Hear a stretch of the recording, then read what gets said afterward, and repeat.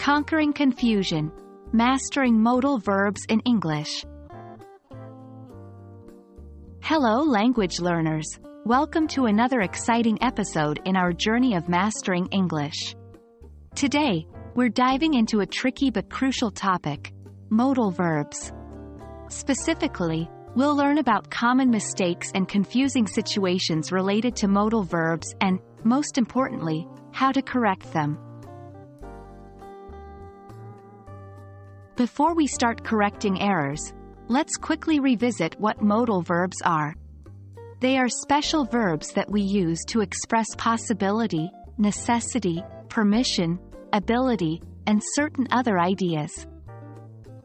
These include words like can, could, may, might, shall, should, will, would, must, and ought to. Remember that modal verbs are always followed by a base verb, infinitive without to. For example, we say, I can swim, not, I can to swim, or, I can swimming.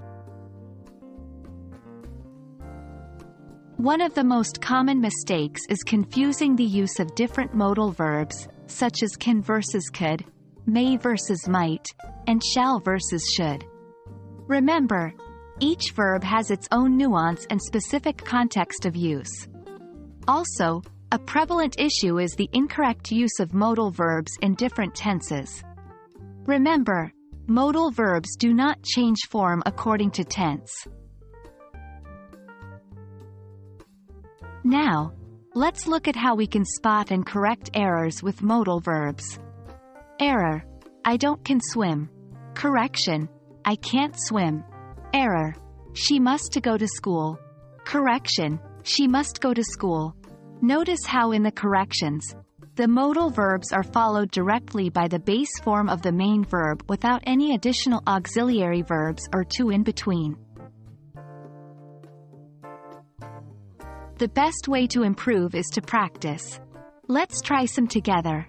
1. He don't can play the guitar. Can you spot the mistake and correct it? 2. They should to visit their grandmother. How would you correct this sentence?